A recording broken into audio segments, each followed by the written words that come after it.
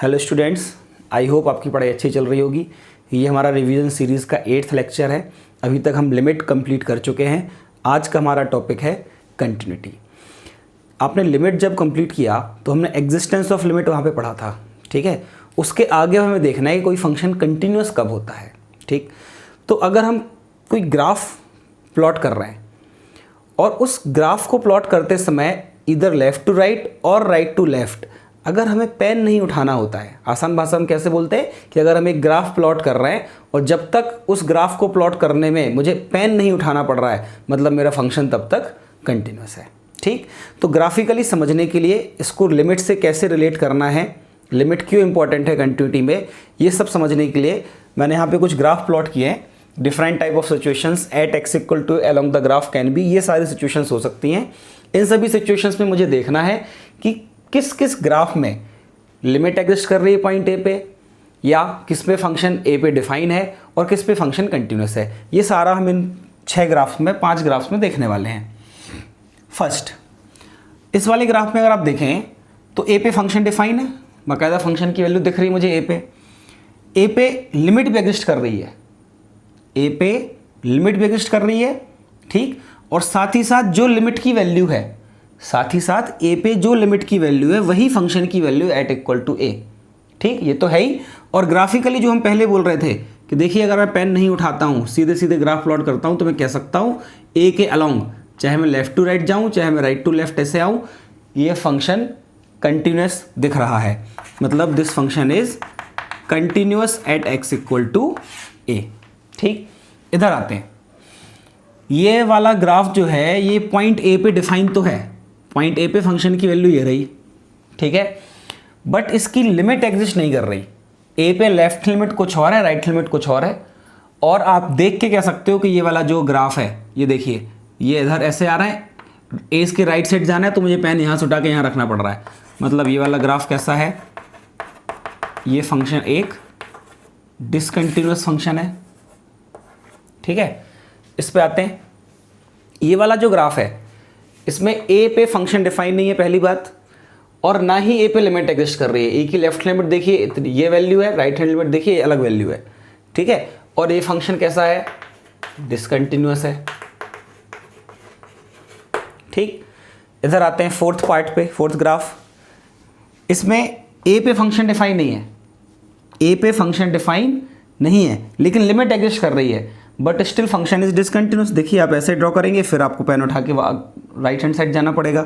तो ये वाला ग्राफ भी कैसा है, this function is also discontinuous at x equal to a. ये वाला, इसमें देखिए ए पे लिमिट तो एग्जिस्ट कर रही है, साथ ही साथ फंक्शन की वैल्यू भी डिफाइन है। ए पे लिमिट एग्जिस्ट कर रही है, जो लेफ्ट हैंड लिमिट है वही राइट हैंड लिमिट है। ए पे फंक्शन की वैल्यू भी डिफाइन है, फंक्शन भी ए पे डिफाइन है, लेकिन फिर भी ये ग्राफ डिसकंटिन्यूअस है, ठीक है। तो इसको भी हम क्या बोलेंगे कि ये भी ए पे डिसकंटिन्यूअस फंक्शन है। तो हमने इतने सारे ग्राफ्स में क्या देखा कि कहीं पे लिमिट एग्जिस्ट कर रही थी, फंक्शन भी डिफाइन था लेकिन वो डिसकंटिन्यूअस था। यहाँ पे तो फंक्शन डिफाइन नहीं था, लिमिट एग्जिस्ट कर रही थी। यहाँ पे लिमिट एग्जिस्ट नहीं कर रही थी, फंक्शन भी डिफाइन नहीं था ए पे। यहाँ पे ए पे फंक्शन डिफाइन था बट लिमिट एग्जिस्ट नहीं कर रही थी। यहाँ पे अगर आप देखें तो लिमिट भी एग्जिस्ट कर रही है, फंक्शन भी डिफाइन है और ये फंक्शन कंटिन्यूस भी है। तो मैं इतने सारे ग्राफ को देख के मैं कह सकता हूँ, देखिए ये तो साफ साफ दिख रहे हैं कि ये डिसकंटिन्यूस होने ही थे। इन दोनों में देखिए फर्स्ट और फिफ्थ में, इसमें भी ए पे फंक्शन डिफाइन है, इसमें भी डिफाइन है, इसमें लिमिट एग्जिस्ट कर रही है, इसमें भी कर रही है, फिर भी ये फंक्शन कंटिन्यूस है, ये डिसकंटिन्यूस है। वो सिर्फ इसलिए कि यहाँ पे जो लिमिट एग्जिस्ट कर रही है, जो लिमिट की वैल्यू है वो एफ ऑफ ए की वैल्यू नहीं है। मतलब value of limit at x equal to is not equal to f of a. और यहाँ पे आप देखेंगे तो जो लिमिट की वैल्यू है वही एफ ऑफ ए की वैल्यू है। तो मैं इन ग्राफ्स की हेल्प से इसकी जो डेफिनेशन मैथमेटिकली मैं कंटिन्यूटी कैसे डिफाइन कर सकता हूँ, मैं कह सकता हूँ if a function f of x is continuous at x equal to a, अगर कोई function x equal to a पे कंटिन्यूअस है then limit x tends to a f of x exist करनी चाहिए, पहली बात। और ये जो लिमिट की वैल्यू आ रही है ये किसके बराबर आनी चाहिए, एफ ऑफ ए के बराबर आनी चाहिए। ठीक है, और इसको अगर और अच्छे से डिफाइन करें तो लिमिट एग्जिस्ट कब करती है, जब ए पे लेफ्ट हैंड लिमिट, जिसको आप कैसे लिख सकते हो, limit h tends to 0 f of a minus h, ये बराबर हो इसकी राइट हैंड लिमिट के, मतलब limit h tends to 0 f of a plus h के बराबर होना चाहिए ये वैल्यू, और ये दोनों वैल्यूज़ बराबर होनी चाहिए एफ ऑफ ए के, और ये वैल्यूज़ कैसी होनी चाहिए, एक फाइनाइट वैल्यूज़ होनी चाहिए। तो अगर लेफ्ट हैंड लिमिट ए पे बराबर है राइट हैंड लिमिट के, मतलब लिमिट एग्जिस्ट करती है, और जो लिमिट की वैल्यू है वही एफ ऑफ ए की वैल्यू है, जैसा यहाँ पे इतने सारे ग्राफ में सिर्फ फर्स्ट पे हो रहा था, तो हम कहेंगे ए पे फंक्शन कंटिन्यूअस है। क्लियर? तो आसान भाषा में हम कह सकते हैं लिमिट की वैल्यू एफ ऑफ ए के बराबर होनी चाहिए, अगर है तो फंक्शन कंटिन्यूअस है, अदरवाइज फंक्शन डिसकंटिन्यूअस है। ठीक है, अब इस पे बेस्ड कुछ पॉइंट लिखते हैं।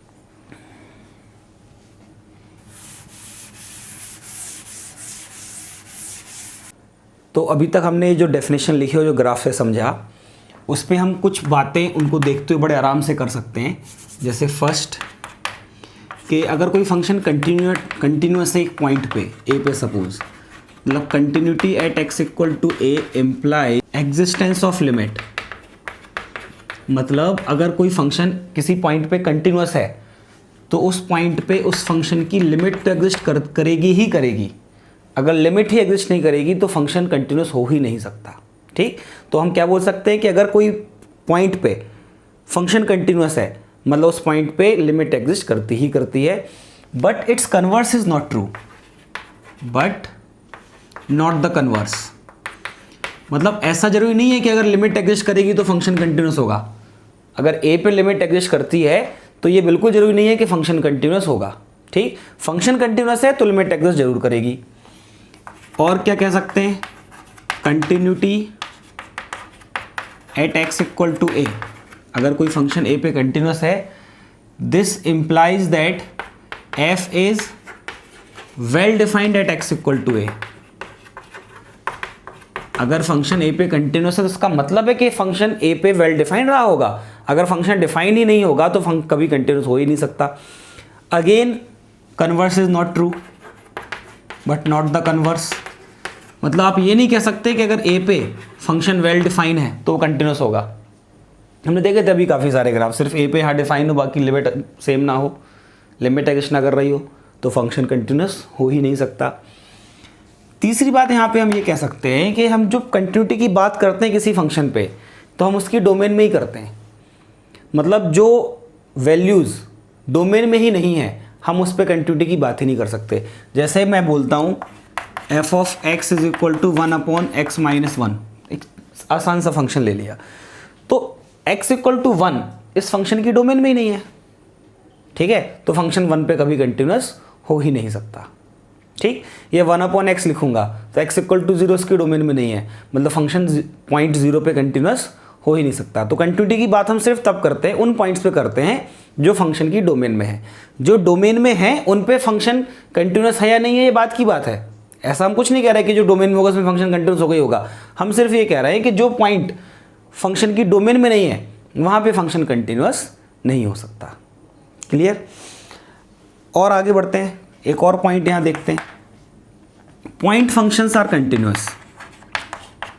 पॉइंट फंक्शन आर या point function is continuous. Point function का क्या मतलब है, जैसे मैं एक एग्जांपल ले लेता हूँ, f of x is equal to root x plus root of minus x. अब इस फंक्शन की डोमेन क्या होगी, एक्स इक्वल टू 0 ओनली। आप एक्स की पॉजिटिव वैल्यू नहीं रख सकते, ये रूट डिफाइन नहीं होगा। एक्स की नेगेटिव वैल्यू नहीं रख सकते, ये रूट डिफाइन नहीं होगा। आप सिर्फ क्या रख सकते हो इस फंक्शन में, इस फंक्शन की डोमेन क्या होगी, सिर्फ एक्स इक्वल टू 0। एक ही पॉइंट पे फंक्शन डिफाइन है, इसको कहते हैं पॉइंट फंक्शन।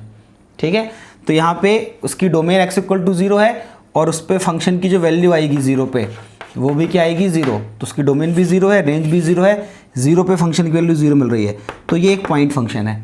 अब अगर पॉइंट फंक्शन है तो इसको बाकायदा कंटिन्यूअस फंक्शन कहा जाएगा क्योंकि ये डिफाइन ही सिर्फ इतने पे है। क्लियर? तो पॉइंट फंक्शंस आर कंटिन्यूअस। ठीक, अब हम बात करते हैं इसके आगे कंटिन्यूटी ऑन एन इंटरवल पे। अभी हमने क्या देखा कि एक पॉइंट पे फंक्शन कंटिन्यूअस कब होता है, कब होता है जब उस पॉइंट पे लिमिट एग्जिस्ट करती हो और उस लिमिट की जो वैल्यू है वो एफ ऑफ ए के बराबर हो। अब हम देख रहे हैं कंटिन्यूटी ऑन एन इंटरवल। अगर किसी इंटरवल पे फंक्शन की कंटिन्यूटी चेक करनी हो तो क्या कंसेप्ट है, ठीक। तो इसमें फर्स्ट पॉइंट लिखते हैं एफ ऑफ एक्स, हमें कंटिन्यूटी चेक करनी है एफ ऑफ एक्स की on interval, on open interval a to b. एक function open interval a to b define है। So this function is continuous, this function is continuous on a to b. ये पूरे interval में continuous माना जाएगा if it is continuous, if it is continuous at every point, if it is continuous at every point on a comma b। Open a to b जितने भी point हैं उन सब पे अगर ये फंक्शन कंटिन्यूस है तो हम कहेंगे this function is continuous on interval a to b। तो ओपन इंटरवल में बड़ी आसान सी बात है कि फंक्शन ए से बी पे डिफाइन है, ए के ठीक आगे से बी के ठीक पहले तक फंक्शन डिफाइन है। तो ये फंक्शन कंटिन्यूस कब होगा, जब बीच में हर एक पॉइंट पे वो कंटिन्यूस हो, ठीक है। क्लोज इंटरवल बात करते हैं, f of x on close interval a to b. तो एक function close interval a to b पे कंटिन्यूस कब होगा, तो इसमें दो तीन बातें हैं।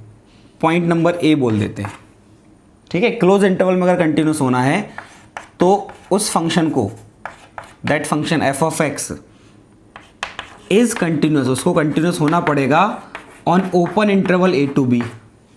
Open interval a to b कब होता है हम देख चुके हैं, मतलब ए से बी के बीच में हर एक पॉइंट पे तो उसको कंटिन्यूस होना ही पड़ेगा। दूसरी बात, if f of x is right continuous, if f of x is right continuous at x equal to a पे राइट कंटिन्यूस होना चाहिए। और तीसरी बात, if f of x is left continuous, if f of x is left continuous at x equal to a. अभी right continuous और left continuous का क्या मतलब है, सपोज कोई फंक्शन है ए टू बी, हम बात कर रहे हैं close interval a to b, ऐसा कुछ फंक्शन हो गया, ये पॉइंट ए है, ये पॉइंट बी है। अब ग्राफ देख के तो समझ में आ रहा है कि हाँ function a to b continuous है, जो ग्राफ मैंने आपके सामने बनाया है। अब आप मुझे बताइए, जब फंक्शन ए से डिफाइन है बी तक, तो ए के पहले क्या हो रहा है उससे मुझे क्या मतलब है। हम तो सिर्फ ए टू बी इंटरवल बात कर रहे हैं ना, कि फंक्शन ए से बी के बीच में या close a to b continuous है नहीं है पता लगाना है। तो अब ए के पहले फंक्शन की वैल्यू क्या है, या ए के ठीक पहले, मतलब आप कह सकते हैं कि ए पे लेफ्ट लिमिट क्या आ रही है, मुझे उससे क्या मतलब है। मुझे तो सिर्फ इस बात से मतलब है कि ए पे जो राइट हैंड लिमिट हो, पॉइंट ए पे जो राइट हैंड लिमिट हो वो एफ ऑफ ए के बराबर होनी चाहिए। बस इसको ही कहते हैं राइट कंटिन्यूस। तो राइट कंटिन्यूस, देखिए कंटिन्यूटी में हम क्या बोलते हैं, left hand limit is equal to right hand limit is equal to f of a, यही बोलते हैं हम। एक पर्टिकुलर पॉइंट पे फंक्शन कंटिन्यूस हो तो यही तीन बातें होनी चाहिए। लेकिन जब राइट कंटिन्यूस बोलते हैं तो मैं एक बार मैं लिख देता हूं कि right continuous at x equal to a का क्या मतलब है। Right continuous at x equal to a means limit x tends to a positive, मतलब ए पे right hand limit of function must equal to f of a. तो इसको कहा जाता है राइट कंटिन्यूस। मुझे ए पे लेफ्ट लिमिट क्या है उससे कोई मतलब नहीं है। तो close interval a to b function continuous तब माना जाएगा जब ए पे वो राइट कंटिन्यूस हो केवल, ठीक है, और बी पे कैसा हो, left continuous. Left continuous means b पे left hand limit f of b के बराबर हो। ऐसा क्यों बोल रहे हैं, क्योंकि जब फंक्शन बी तक ही डिफाइन कर रहे हैं, हम ए टू बी ही बात कर रहे हैं, तो बी के आगे फंक्शन के साथ क्या हो रहा है, फंक्शन की क्या वैल्यू आ रही है या बी की राइट हैंड लिमिट है, इससे मुझे कोई मतलब नहीं है। मेरे लिए तो बस फंक्शन बी पे लेफ्ट कंटिन्यूस होना चाहिए, ए पे राइट कंटिन्यूस होना चाहिए, और ए से बी के बीच में हर एक पॉइंट पे कंटिन्यूस होना चाहिए। अगर ये तीन बातें हो जाती हैं तो मैं कहूँगा कि मेरा function close interval a to b continuous है। क्लियर, ये हुई बात कंटिन्यूटी ऑन एन इंटरवल की। ठीक, चलिए क्वेश्चन लेते हैं। Consider the following graph of function and then answer. True false questions कुछ दिए, ये वाला ग्राफ देख के ये ट्रू फॉल्स क्वेश्चंस के मुझे आंसर करने हैं। ठीक है, बहुत आसान सा मैंने ग्राफ बनाया है समझने के लिए। एक बार ये कह रहा है f is continuous at x equal to 0 and x equal to 4। 0 पे आते हैं, ये है 0। अब देखिए 0 के पहले फंक्शन डिफाइन ही नहीं है, ग्राफ में देख के समझ में आ रहा है 0 के पहले कोई फंक्शन डिफाइन ही नहीं है। मतलब मुझे 0 पे सिर्फ क्या देखना है, राइट कंटिन्यूस। अगर मुझे 0 पे कंटिन्यूटी चेक करनी है और फंक्शन 0 के पहले डिफाइन ही नहीं है, मैं पहले बोल भी चुका हूँ आपको कि हम कंटिन्यूटी की बात उसकी डोमेन में करते हैं, ठीक है। तो 0 के पहले तो डोमेन है नहीं, फंक्शन डिफाइन नहीं है, तो 0 पे राइट कंटिन्यूटी देखेंगे तो 0 पे राइट लिमिट क्या आ रही है 1, और 0 पे फंक्शन की वैल्यू भी क्या है 1। मतलब 0 पे बाकायदा फंक्शन कंटिन्यूस है। 4 पे देखना है, 4 पे देखिए, 4 पे तो आसानी समझ में आ रहा है। 4 पे आप लेफ्ट से राइट चलिए, आप आराम से बिना पेन उठाए ग्राफ बना सकते हैं। या ऐसे बोलिए कि 4 पे फंक्शन डिफाइन है, उसकी वैल्यू 1 है, ठीक है। लेफ्ट हैंड में राइट लिमिट सब कुछ 1 है, मतलब हाँ फंक्शन 0 और 4 दोनों पे कंटिन्यूस है, मतलब ये स्टेटमेंट ट्रू है। Next statement, f is discontinuous at x equal to 1। 1 पे देखना है, 1 पे लेफ्ट लिमिट क्या है 0, राइट लिमिट क्या है 1, लिमिट एग्जिस्ट नहीं कर रही 1 पे, मतलब फंक्शन 1 पे डिसकंटिन्यूस होगा, ट्रू है statement. f is discontinuous at x equal to 2। 2 पे आते हैं, 2 पे लेफ्ट लिमिट कितनी है 1, राइट लिमिट भी कितनी है 1, बट 2 पे फंक्शन डिफाइन नहीं है, 2 पे फंक्शन ही डिफाइन नहीं है, ठीक है। मतलब ये बाकायदा कह सकते हैं कि 2 पे फंक्शन डिसकंटिन्यूस, स्टेटमेंट ट्रू है। 3 पे देखते हैं, 3 पे फंक्शन डिफाइन तो है, बट उसकी लिमिट की जो वैल्यू है 3 पे जो लिमिट की वैल्यू है वो 2 है, लिमिट भी एग्जिस्ट कर रही है। देखिए लेफ्ट लिमिट 2 है, राइट लिमिट 2 है, बट फंक्शन की वैल्यू 3 है। तो लिमिट की जो वैल्यू है वो f(3) के बराबर नहीं है, मतलब फंक्शन 3 पे भी डिसकंटिन्यूस है, मतलब स्टेटमेंट ट्रू है। 5 पे देखना है, 5 पे left limit infinity plus infinity, right hand limit minus infinity. 5 पे फंक्शन की वैल्यू कुछ है ही नहीं, लिमिट एग्जिस्ट भी नहीं कर रही है ना, मतलब ये वाला स्टेटमेंट भी ट्रू है। सारे स्टेटमेंट ही ट्रू थे, बस हमने ये क्वेश्चन लिया था ग्राफ को समझने के लिए, ठीक। तो ये एक आसान सी बात मैंने बता दी, अब आपको थोड़ा सा कंटिन्यूटी और अच्छे से क्लियर हो गया होगा। और यहाँ पे एक बात आपको ध्यान रखनी है, वो ये कि आपके logarithmic function, exponential function, trigonometric function, polynomial function, ये अपनी पूरी डोमेन में हमेशा कंटिन्यूस होते हैं। ये ऐसे नोट हम लिमिट के टाइम भी लिख चुके हैं कि इनकी लिमिट एग्जिस्ट करती है, लिमिट तो एग्जिस्ट करती ये कंटिन्यूस भी होते हैं, ठीक है। कौन कौन से function, polynomial, exponential, logarithmic, trigonometric, ये अपनी पूरी डोमेन में कंटिन्यूस होते हैं। जहाँ पे डिफाइन नहीं, जैसे 10x π/2 पे डिफाइन नहीं है तो π/2 में बात ही नहीं करेंगे, π/2 उसकी डोमेन में नहीं आ रहा। जो भी इसकी डोमेन है, जो भी ट्रिग्नोमेट्रिक फंक्शंस की डोमेन है, वो अपनी पूरी डोमेन में कंटिन्यूस होते हैं। क्लियर। अब अपन इसके आगे क्वेश्चंस लेते हैं। चलिए क्वेश्चन लेते हैं। If f of x is equal to e to power x minus 1 whole cube cosec ax upon ln 1 plus x square when x not equal to 0 and b when x equal to 0 is continuous. Is continuous means everywhere continuous. Find relation between a and b. अब देखिए everywhere continuous से मुझे क्या मतलब है, मुझे तो इतना समझ में आ रहा है कि 0 पे भी फंक्शन कंटिन्यूस है और 0 पे left hand right hand limit दोनों यहाँ से मिलेंगी इस फंक्शन से, और 0 पे फंक्शन डिफाइन है बाकायदा और उसकी वैल्यू b है। मतलब मुझे सिर्फ इतना करना है कि limit x tends to 0 f of x, limit x tends to 0 f of x equal to f of 0 कर दीजिए जिसकी वैल्यू b है। मतलब आप ये लिमिट फाइंड करके लाइए, limit x tends to 0 f of x वो किसके बराबर होगी, b के बराबर। मतलब इन शॉर्ट मुझे इस फंक्शन पे limit x tends to 0 find करना है। तो limit x tends to 0 e to power x minus 1 whole cube, देखिए कॉसेक ax को मैं नीचे ला के साइन ax लिख दे रहा हूँ, ठीक है, और ये ln 1 plus x square as it is. अब हमने लिमिट पढ़ चुके हैं अगर, तो ये हमें बड़ा आसान लगेगा, उसमें कुछ है नहीं खास। लिमिट x टेंस टू 0 है तो ax टेंस टू 0 है, ax टेंस टू 0 तो साइन ax से यहाँ पे ऊपर क्या चाहिए, ax चाहिए। अगर इसको ax दे दें हम तो ये लो ax मल्टीप्लाई कर दिया, x डिवाइड कर दिया, उससे क्या होगा, ये पूरा 1 बन जाएगा। चलिए ये ख़त्म हो गया, 1 बन गया। और हम क्या जानते हैं, limit x tends to 0 ln 1 plus x upon x होना चाहिए, तब जाके 1 होता है। यहाँ पे ln 1 प्लस एक्स स्क्वायर है, तो अगर x टेंस टू 0 है तो एक्स स्क्वायर टेंस टू भी 0 होगा।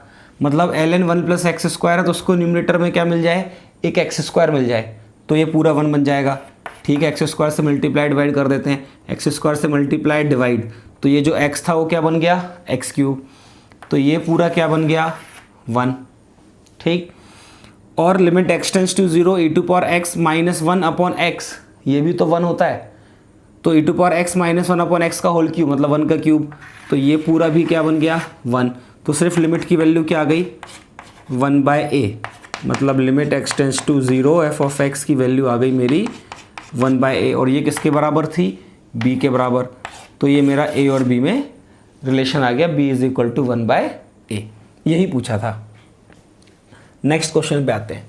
Find the values of a and b so that the function f of x is equal to x plus a root 2 sine x when x is greater than equal to 0 and less than pi by 4, 2x cot x plus b when x is greater than equal to pi by 4 से pi by 2 तक, और pi by 2 से pi तक function है a cos 2x minus b sin x, और ये function 0 से pi में कंटिन्यूस है क्लोज इंटरवल में, मतलब 0 से pi हर एक पॉइंट पे कंटिन्यूस होगा, 0 से pi के बीच में 0 पे राइट कंटिन्यूस होगा और pi पे लेफ्ट कंटिन्यूस होगा, इतना आपको गिवन है। तो आपको a और b दोनों की वैल्यूज़ फाइंड करनी है, ठीक है। तो हम एक काम करते हैं, पाई बाय 4 पे देख लेते हैं, क्योंकि पाई बाय 4 पे लेफ्ट लिमिट मुझे यहाँ से मिलेगी, राइट लिमिट यहाँ से मिलेगी, और फंक्शन पाई बाय 4 पे कंटिन्यूस है, मतलब पाई बाय 4 पे जो लेफ्ट लिमिट आएगी और जो राइट लिमिट आएगी वो दोनों सेम होनी चाहिए। तो पाई बाय 4 पे लेफ्ट हैंड लिमिट निकालते हैं पहले, तो कितनी, कैसे लिखेंगे हम उसको, F of pi by 4 minus pi by 4 minus, मतलब पाई बाय 4 पे लेफ्ट हैंड लिमिट मुझे यहाँ पे सिंपली पाई बाय 4 रख देना है। साइन पाई बाय 4 कितना, साइन पाई 4 कितना 1/√2, तो √2 इंटू 1/√2 वो तो 1 हो गया, ठीक है। तो सिर्फ यहाँ से क्या आ गया पाई बाय 4 प्लस a, तो पाई बाय 4 पे लेफ्ट लिमिट क्या आ गई पाई बाय 4 प्लस a, एक्स की जगह हमने पाई बाय 4 रखा है।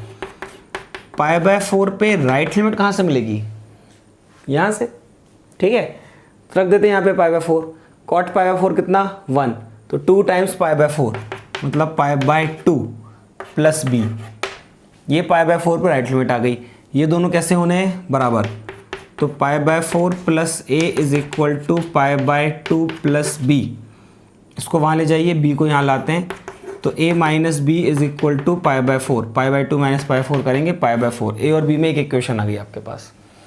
अब जैसे फंक्शन पाई बाय 4 पे कंटिन्यूस था, पाई बाय 4 पे लेफ्ट हैंड राइट लिमिट बराबर थी, ऐसे पाई बाय 2 पे भी बराबर होंगी, तो पाई बाय 2 पे लेफ्ट लिमिट क्या मिल रही है f of pi by 2 minus, ठीक है, यहाँ पे पाई बाय 2 रखना है, कॉट पाई बाय 2 0 है ना, और 2 टाइम्स पाई बाय 2 तो सिर्फ क्या हो गया पाई प्लस बी, तो पाई बाय 2 पे लेफ्ट लिमिट हो गई, पाई बाय 2 पे राइट हैंड लिमिट यहाँ पे आपको पाई बाय 2 रखना है, कॉस 2 टाइम्स पाई बाय 2 मतलब कॉस पाई मतलब -1, तो ये हो गया माइनस a, साइन पाई कितना 0, सॉरी हम पाई बाय 2 रख रहे हैं ना, तो साइन पाई बाय 2 कितना 1, तो यहाँ से कितना आ गया -a माइनस b,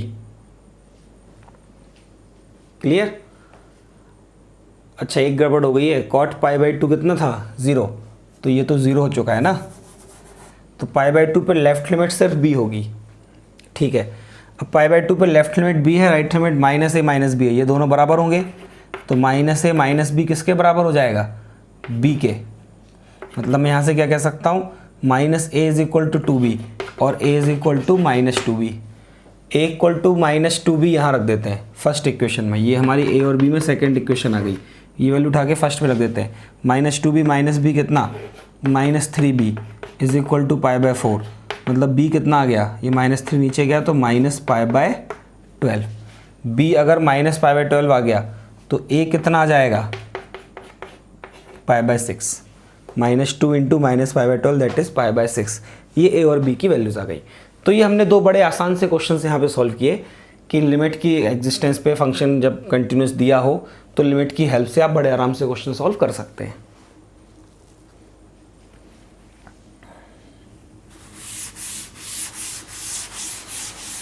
चलिए एक और क्वेश्चन लेते हैं, f of x is equal to 3 minus cot inverse 2x³ minus 3/x² when x is greater than 0 and fraction x² cos e to power 1/x x less than 0 where this is greatest integer function and this is fractional part function.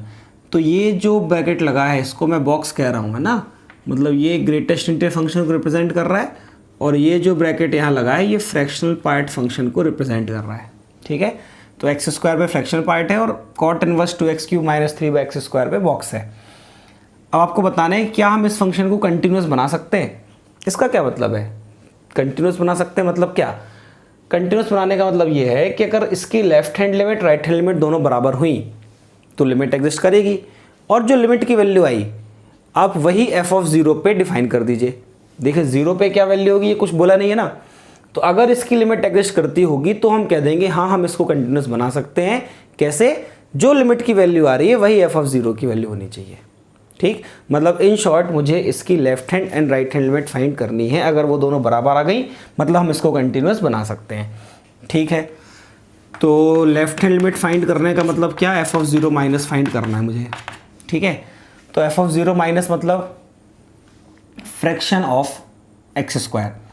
तो पहले 0 से ठीक छोटी value fraction को दोगे आप, ठीक, और उसके स्क्वायर करोगे तो आपको क्या मिल जाएगा, 0 से ठीक बड़ी वैल्यू, है ना। लिमिट के टर्म में बात करेंगे तो मैं कह सकता हूँ 0 मिल रहा है। ठीक है, तो फ्रैक्शन ऑफ x² से तो मुझे 0 मिल जाएगा। कॉस ऑफ e⁻1/x, इसको देखिए x टेंड्स टू 0 माइनस है। ठीक है, 0 से ठीक छोटे वैल्यू पे limit x tends to 0 minus अगर आप बोलोगे तो 1/x कहाँ अप्रोच करेगा, -∞ पे।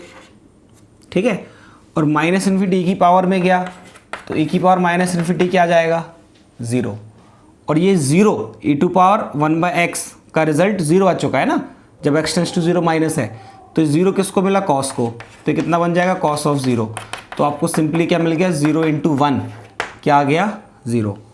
तो f(0) माइनस मतलब 0 पे लेफ्ट लिमिट की वैल्यू क्या आ रही है, 0 आ रही है। ठीक है, राइट हैंड लिमिट मतलब f(0) प्लस 0 से ठीक बड़ी वैल्यू पे ये तो 0 हो गया 2x³ -3/∞। ध्यान से देखिएगा -3/0, सॉरी -3/0, 0 से ठीक बड़ी वैल्यू का स्क्वायर 0 ही होगा ना, तो -3/0 कहाँ जा रही है वैल्यू, -∞ पे, तो 3 minus box of cot inverse -∞, ऐसा मिला आपको।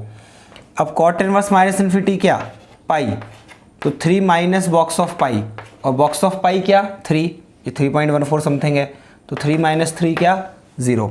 तो 0 पे राइट लिमिट भी क्या आ गई है, 0। तो देखिए लेफ्ट लिमिट 0 आई थी, राइट लिमिट भी 0 आई है, मतलब इस फंक्शन को कंटिन्यूस बनाया जा सकता है।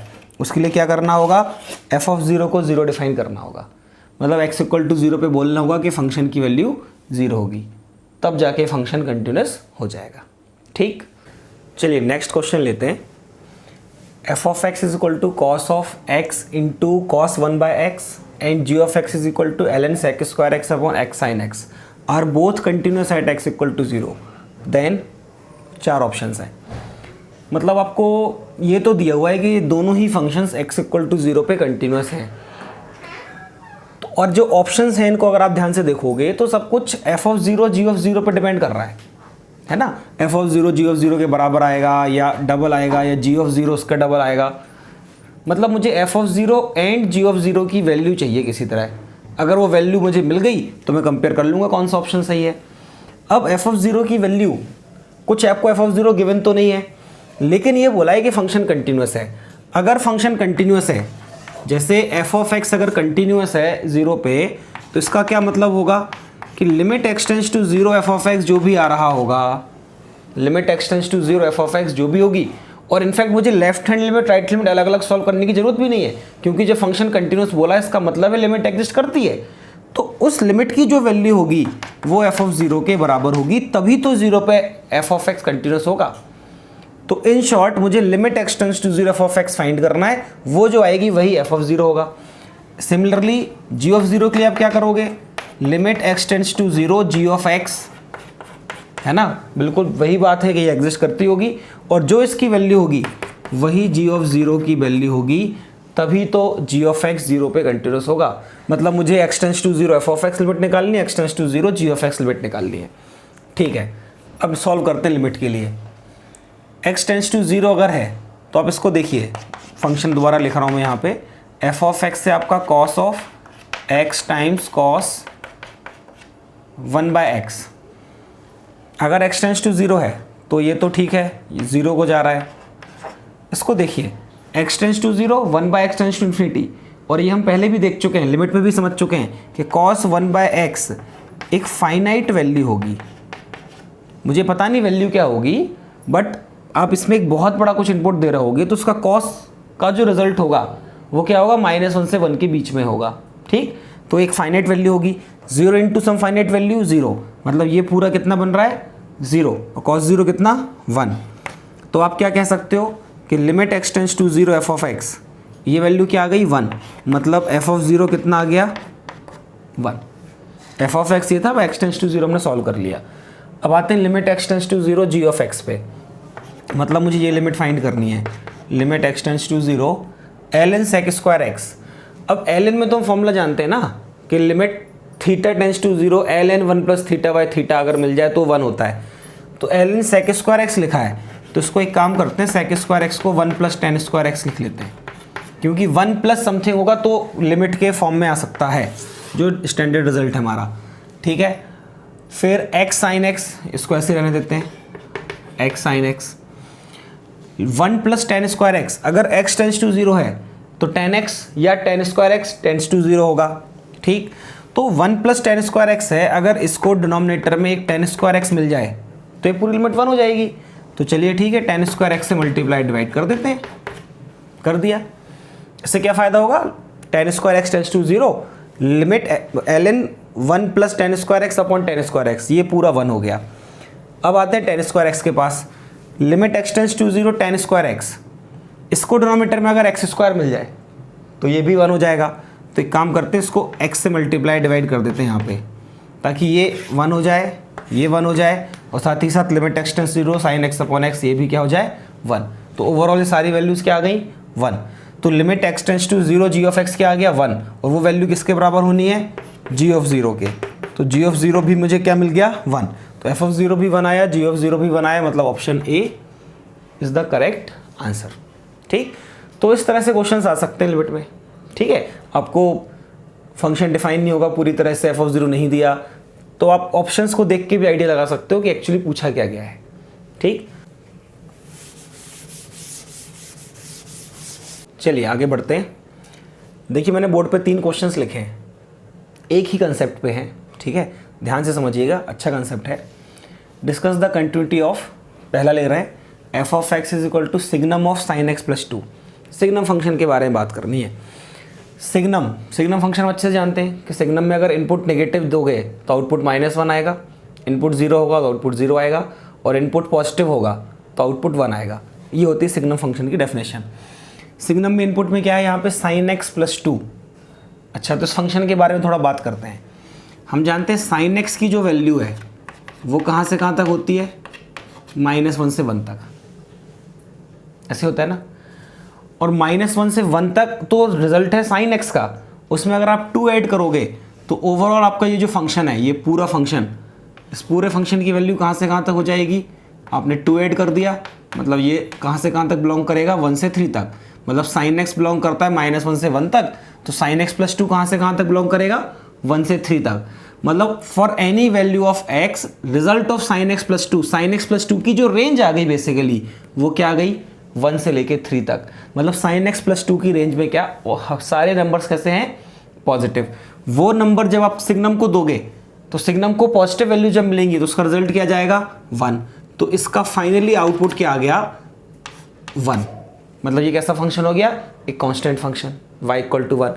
तो ये कैसा इसकी कंटिन्यूटी के बारे में आप क्या कह सकते हो, this function is everywhere continuous, क्योंकि function actually y equal to 1 ही है। आई होप समझ आ गया होगा। आगे बढ़ते हैं। सिग्नम ऑफ साइन एक्स -1, पिछली बार +2 था, इस बार -1 कर दिया, तो क्या फ़र्क पड़ेगा, साइन एक्स तो वही -1 से 1 तक ही होने वाला है। इसमें अगर आप -1 कर दोगे, तो ये साइन एक्स -1, ध्यान से देखिएगा, साइन एक्स -1 बिलोंग कर जाएगा -2 से 0 तक। अब ये हमेशा नेगेटिव नहीं मिल रहा है साइन एक्स माइनस वन का आउटपुट। पिछले बार तो साइन एक्स प्लस टू का आउटपुट कैसा था, हमेशा पॉजिटिव वैल्यूज मिल रही थी। इसमें कैसा मिल रहा है, -2 से स्टार्ट हो रहा है तो नेगेटिव वैल्यूज मिल रही हैं, बट साथ में आपको 0 भी मिल सकता है। तो जब ये साइन एक्स माइनस वन का रिजल्ट 0 आ रहा होगा, उस केस में सिग्नम का रिजल्ट 0 हो जाएगा। और जब तक वो नेगेटिव आ रहा होगा साइन एक्स माइनस वन का रिजल्ट, तो उसको जब सिग्नम में आप दोगुन वैल्यूज को, तो आउटपुट क्या आएगा, -1। मतलब वैल्यूज जो आउटपुट है वो -1 भी आ सकता है, ठीक है, और कभी कभी 0 भी आ सकता है। तो इसका एक काम करते हैं, ग्राफ बना लेते हैं। तो अभी आप सिर्फ इतना समझ लो कि रिजल्ट 0 कब आएगा। रिजल्ट 0 कब आएगा पता लगा सकते हैं हम। रिजल्ट 0 कब आएगा, जब साइन एक्स 1 होगा। जब साइन एक्स 1 होगा तब साइन एक्स माइनस 1 का रिजल्ट 0 होगा। और साइन एक्स 1 होगा, इसका क्या मतलब है कि x होगा आपका 2n pi plus pi by 2, है ना। सिर्फ अपवर्ड जो एक्सिस होती है, मतलब वहीं पे सिर्फ मिलता है पाई बाई 2 पे, फिर अगली बार 5 पाई बाई 2 पे, अगली बार 9 पाई बाई 2 पे साइन एक्स 1 मिलता है। तो उसको आप कैसे रिप्रेजेंट कर सकते हो, generally 2n pi plus pi by 2 से। तो 2n pi plus pi by 2 पे ये रिजल्ट साइन एक्स माइनस 1 का 0 आने वाला है, मतलब सिग्नम का रिजल्ट फाइनली 0 आने वाला है। अदरवाइज हमेशा क्या आना है, -1, ठीक है। तो ये मार्क कर लेते हैं पाई बाई 2 पे। अगले बार 2 पाई प्लस पाई बाई 2, मतलब 5 पाई बाई 2 पे। अगले बार 4 पाई प्लस पाई बाई 2, मतलब 9 पाई बाई 2 पे, ठीक है। इसी तरह यहाँ पर आओगे तो -3 पाई बाई 2 पे। अगर आप नेगेटिव में देखोगे तो कैसा, -3 पाई बाई 2 पे 1 होता है साइन, तो ये -3 पाई बाई 2, ठीक। इन सब पे वो 0 हो जाएगा। तो उस पर रिजल्ट क्या आएगा, सिग्नम का फाइनली 0। और उसके अलावा हमेशा नेगेटिव आउटपुट होगा साइन एक्स माइनस 1 का, तो उसमें सिग्नम का आउटपुट क्या आएगा, -1। तो ठीक है, ऐसा कुछ बनेगा ग्राफ। तो आप क्या कह सकते हो, this function is everywhere continuous accept in these points. This function is everywhere continuous. देखिए यहाँ से लेके यहाँ के बीच में तो कंटिन्यूअस है, पाई बाई 2 पे कंटिन्यूअस नहीं है, 5 पाई बाई 2 पे कंटिन्यूअस नहीं है, फिर 9 पाई बाई 2 पे कंटिन्यूअस नहीं है, ठीक है।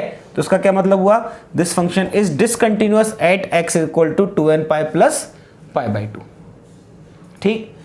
आगे बढ़ते हैं। If f of x is equal to signum of sine x plus a, ये जो कांस्टेंट था, एक बार +2 था, एक बार -1 था इन दो क्वेश्चंस में, उसको +a से कुछ रिप्रेजेंट कर दिया और कह रहे हैं कि ये वाला फंक्शन कंटिन्यूअस है for all x belongs to r। तो a की क्या क्या वैल्यू हो सकती है, find the range of a, मतलब a की किन किन वैल्यूज के लिए signum of sign x plus a continuous होगा। तो अगर आपने इन दोनों क्वेश्चंस को अच्छे समझ लिया तो आप इसका आंसर तुरंत कर सकते हैं। आपको बस यही तो देखना है कि साइन x प्लस a का जो रिजल्ट है या तो ऑलवेज पॉजिटिव आए या फिर ऑलवेज नेगेटिव आए। क्योंकि अगर साइन एक्स प्लस ए का रिजल्ट ऑलवेज पॉजिटिव आया, अगर साइन एक्स प्लस ए हमेशा ग्रेटर देन 0 आया, जब तक ये sine x plus a greater than 0 आएगा, उसका जो सिग्नम है, मतलब signum of sine x plus a exactly equal to 1 हो जाएगा। और जब sine x plus a less than 0 आएगा, when sine x plus a is less than 0, उसका जो सिग्नम होगा उसकी वैल्यू एग्जैक्टली क्या जाएगी, -1। तो उस केस में भी कांस्टेंट फंक्शन मिलेगा। और sine x plus a equal to 0, उसके लिए आपको साइन एक्स को माइनस से होना पड़ेगा, ये तो पॉसिबल नहीं है क्योंकि साइन एक्स की रेंज तो -1 से 1 है। तो साइन एक्स क्योंकि -1 से 1 है, तो उसको हमेशा पॉजिटिव होने के लिए ए की वैल्यू 1 से बड़ी होनी चाहिए। ए की वैल्यू 1 से बड़ी होनी चाहिए, क्योंकि अगर आप ए को 1 रखोगे तो -1 प्लस 1 क्या हो जाएगा, 0। तो 1 से बड़ी वैल्यू अगर ए की होगी तो साइन एक्स प्लस ए हमेशा पॉजिटिव होगा। इसी तरह ए की वैल्यू अगर -1 से छोटी होगी तो साइन एक्स प्लस ए हमेशा नेगेटिव होगा। तो ए के लिए रेंज क्या आ गई, ए बिलोंग्स टू -∞ से -1 पे ओपन। ये ध्यान रखिएगा, अगर आपने ए की वैल्यू एग्जैक्टली -1 कर दी तो फिर तो 0 बन जाएगा एक केस में और गड़बड़ हो जाएगी, डिसकंटिन्यूअस हो जाएगा वहाँ पे। तो ए बिलोंग्स टू -∞ से -1 यूनियन 1 से ∞, ठीक। तो आई होप आपको ये वाला पैटर्न समझ आ गया होगा, ये तीनों ही क्वेश्चन सेम कंसेप्ट पे थे, ठीक है। तो अभी हम और आगे बढ़ते हैं। मैं आपको ज़्यादातर वो वाले क्वेश्चंस नहीं करा रहा हूँ जिनमें सिर्फ लिमिट सॉल्व करनी हो, है ना, जिसमें left hand limit right hand limit निकालनी हो और आप कंटिन्यूटी बता पाएँ या ईजिली कर पाएँ, क्योंकि हम लिमिट तो पूरा पहले पढ़ ही चुके हैं, ठीक है। तो उन क्वेश्चंस को बार बार रिपीट करने से कोई फ़ायदा नहीं है। यहाँ पे मैं आपको वही क्वेश्चंस करा रहा हूँ जिनमें थोड़ा कुछ अलग सोचना है कंटिन्यूटी के लिए, ठीक। तो चलिए अभी और आगे क्वेश्चंस लेते हैं। चलिए नेक्स्ट क्वेश्चन लेते हैं। Find the number of points of discontinuity of first f of x is equal to box of 5x where x belongs to 0 to 1 and box means greatest integer function. तो हमें बताना है कि ये point कहाँ कहाँ डिसकंटिन्यूस होगा। Discontinuous तो होगा 0 से 1 के बीच में, हम जानते हैं, ठीक है। क्यों डिसकंटिन्यूस होगा? क्योंकि बॉक्स है और ये हर इंटीजर पे डिसकंटिन्यूस होता है अगर सिर्फ बॉक्स x लिखा हो। बॉक्स 5x आ गया तो अब थोड़ा सा यहाँ पे देखते हैं कि कितने इसके पॉइंट्स ऑफ डिसकंटिन्यूटी होने वाले हैं। तो आप ऐसे समझिए, अगर x टेंड्स टू 0 to 1 है, इसका मतलब क्या हुआ? 5x टेंड्स टू 0 to 5 होगा। मतलब 0 से 5 तक ग्राफ बनाना है। किसका बनाना है? बॉक्स ऑफ 5x का। ठीक है, बना देते हैं। तो आपने बॉक्स x का ग्राफ तो आप जानते हो, स्टेप बाय स्टेप बनता है। तो x की वैल्यू ध्यान से देखिएगा, जब तक x की वैल्यू 0 से 1/5 होगी, जब तक x की वैल्यू 0 से 1/5 होगी तब तक 5x की वैल्यू 0 से 1 होगी, ठीक है। और जब तक 1 नहीं हो जाएगी 5x की वैल्यू, जब तक 5x की वैल्यू 1 नहीं हो जाएगी तब तक आउटपुट 0 आता रहेगा। मतलब जब आप 1/5 पुट करोगे x की जगह तो 5x बन रहा होगा 1 और उसका बॉक्स हो जाएगा 1, ठीक। तो x इक्वल टू 1/5 पे 1 हो जाएगा। और ये कब तक होता रहेगा? जब तक 5x की वैल्यू 2 ना हो जाए।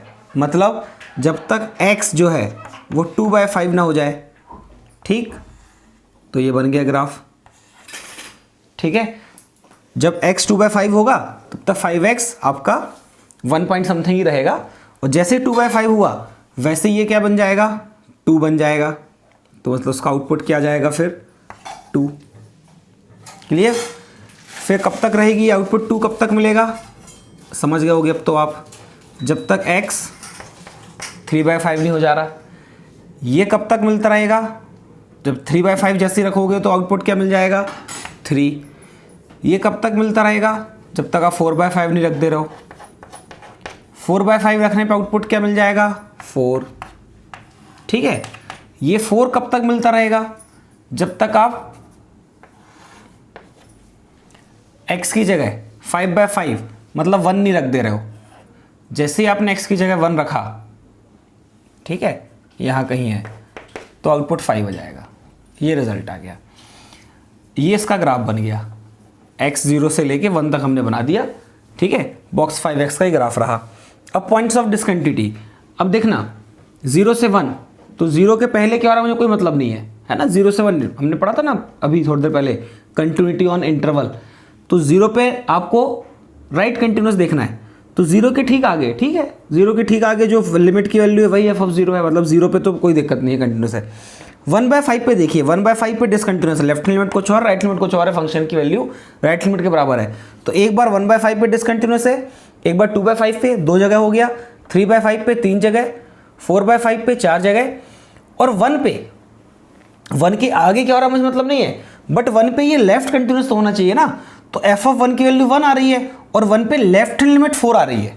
1 पे लेफ्ट लिमिट 4 आ रही है, मतलब ये 1 पे भी डिसकंटिन्यूस है। तो कितने पॉइंट्स ऑफ डिसकंटिन्यूस होगा? 1 2 3 4 5। तो इसके 5 पॉइंट्स ऑफ डिसकंटिन्यूटी हैं। ये वाला फंक्शन 5 जगह डिसकंटिन्यूस है, ठीक। तो सबसे अच्छा तरीका होता है कि अगर आप ग्राफ बना सकते हैं तो ग्राफ बनाइए और आप बड़े आराम से देख लीजिए कि इसके कहाँ कहाँ पे ग्राफ में देख के पता चल जाएगा ये कहाँ कहाँ पे फंक्शन डिसकंटिन्यूस है, ठीक। आगे बढ़ते हैं। नेक्स्ट क्वेश्चन है बॉक्स ऑफ 5 sin x। लगभग ऐसे क्वेश्चन है, पिछले बार 5x था, इस बार 5 sin x आ गया। x बिलोंग कर रहा है 0 से पाई पे। तो x अगर 0 से पाई बिलोंग करेगा तो अब देखिए sin x का ग्राफ, ये मैं सिर्फ अभी sin x का ग्राफ बना रहा हूँ। अगर x 0 से पाई पे जाएगा तो sin x का ग्राफ ये होता है, ये 0, ये पाई, यहाँ पे कहीं π/2 पे वैल्यू 1 हो जाती है। क्लियर? ये sin x का ग्राफ है। अभी बॉक्स के अंदर क्या है? 5 sin x। तो मैं एक काम करता हूँ, 5 sin x का ग्राफ बना देता हूँ, उस पर बॉक्स लगा देंगे। हमने सीखा था ग्राफ में कि आप बॉक्स के अंदर कुछ फंक्शन है, वो ग्राफ अगर बना लेते हो तो उसका बॉक्स कैसे लगाना है, ठीक है। तो डायरेक्ट नहीं बना रहा मैं, पहले 5 sin x का बना देता हूँ ताकि मैं आपको अच्छे से समझा पाऊँ। ये तो 5 टाइम्स sin x हो रहा है ना, तो 5 sin x का ग्राफ क्या? अगर साइन एक्स मतलब जब x 0 से पाई है तो साइन एक्स 0 से 1 पे जा रहा है, तो 5 साइन एक्स कहाँ जाएगा 0 से 5 तक, तो ये ऐसे 5 टाइम्स हो जाएगा। ये तो 0 से पाई पे ही रहेगा, ये इधर पे विड्थ इसकी बड़ी नहीं होनी है, इसको थोड़ा और ऐसे बनाते हैं, ऐसा कुछ हो जाएगा। ये x 0 से पाई जब होगा तो 5 साइन एक्स का जो रिजल्ट है वो 0 से 5 तक चला जाएगा। अब इसका मुझे करना है पूरा बॉक्स, ठीक। अब इस पे मुझे बॉक्स लगाना है, मतलब मुझे बॉक्स 5 साइन एक्स का जो ग्राफ चाहिए। अब ध्यान से समझिएगा, थोड़ा मैं इसको 0 से पाई को लेंथ को लंबा कर दूंगा ताकि समझाने में आसानी आ जाए। तो आप देखिए क्या करते हैं हम, जब बॉक्स करना है तो हम इंटीजर टू इंटीजर मार्क कर लेते हैं। ये 0 है, यहाँ कहीं 1 होगा, 2 3 4 और ये 5, ठीक है। फिर हम यहाँ पे ऐसे हॉरिजॉन्टल लाइंस ड्रॉ कर लेते हैं। ये हम क्यों कर रहे हैं, क्योंकि मुझे मालूम है कि बॉक्स का रिजल्ट जो आना है वो सिर्फ क्या आना है, इंटीजर आना है। तो अब देखिएगा ध्यान से, जब ये बॉक्स 5 साइन एक्स रिजल्ट है ना, 5 साइन एक्स, इसका जब आप बॉक्स करोगे तो 0 का बॉक्स तो 0 रहेगा, ठीक है। फिर ये वैल्यू जो 1 हो रही है 1, ये जो 1 हो रही है तो 1 का बॉक्स तो 1 रहेगा, लेकिन 0 से 1 के बीच में जो वैल्यूज़ हैं इन सब का बॉक्स 0 हो जाएगा।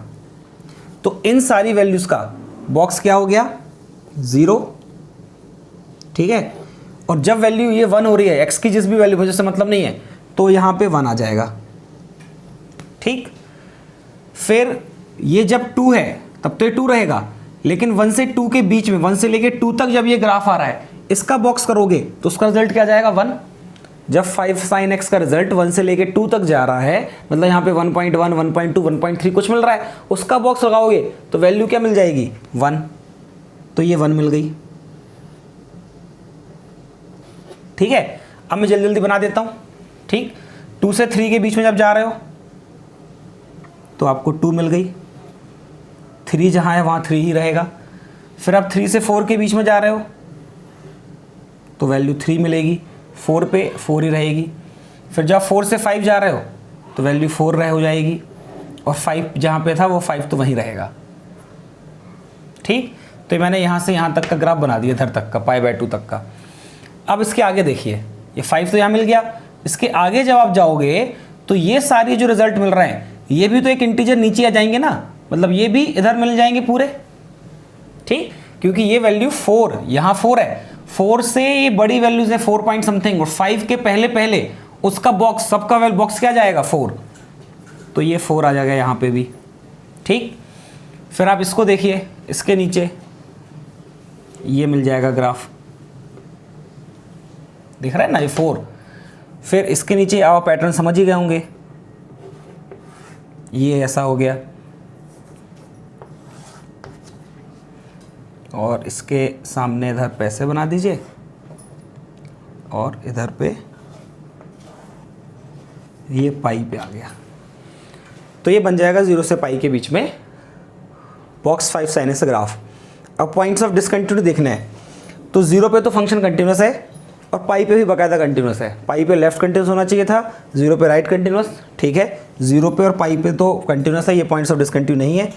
एक पॉइंट ऑफ डिसकंटिन्यूटी ये है, दूसरा ये, तीसरा ये, चौथा ये, पाँचवा ये, छठवां ये, सातवां, आठवां, नौवां, मतलब यहाँ पे आपको 9 पॉइंट्स मिल रहे हैं। 9 पॉइंट्स ऑफ डिसकंटिन्यूटी हैं यहाँ पे।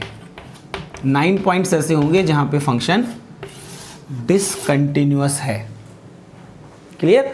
तो सबसे अच्छा तरीका आप ग्राफ बनाइए, ग्राफ बना के आप बड़े आराम से देख सकते हैं। आई होप ग्राफ मैंने आपको अच्छे समझा दिया होगा।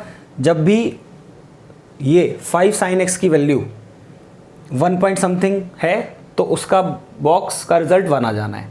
2 पॉइंट समथिंग 2 से 3 के बीच में तो उसका बॉक्स का रिजल्ट 2 आ जाना है। ठीक है, चलिए और आगे बढ़ते हैं। चलिए नेक्स्ट है टाइप्स ऑफ डिसकंटिन्यूटी। डिसकंटिन्यूटी भी 2 प्रकार की होती है। ठीक है, ये देखना है कि वो 2 टाइप कौन से हैं।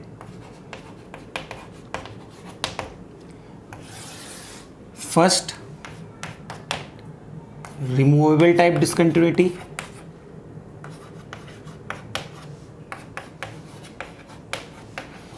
रिमूवेबल टाइप का मतलब होता है कि आप डिसकंटिन्यूटी को रिमूव कर पाओ, मतलब आप फंक्शन को कुछ तो भी रीडिफाइन करके किसी तरह से उसको कंटिन्यूअस बना पाओ।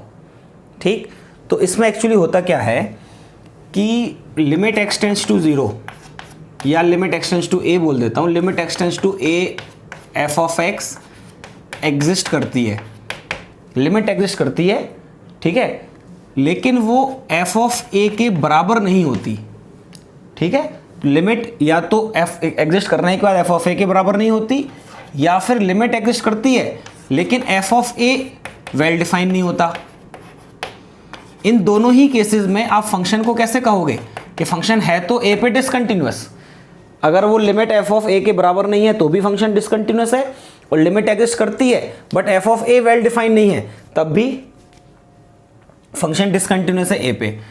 बट ये रिमूवेबल टाइप डिसकंटिन्यूटी होती है क्योंकि अगर लिमिट एग्जिस्ट कर रही है तो आप फंक्शन को इस तरह से रीडिफाइन कर सकते हो, फंक्शन को इस तरह से रीडिफाइन कर सकते हो कि f ऑफ a की वैल्यू वही बोल दो जो लिमिट की वैल्यू आ रही है।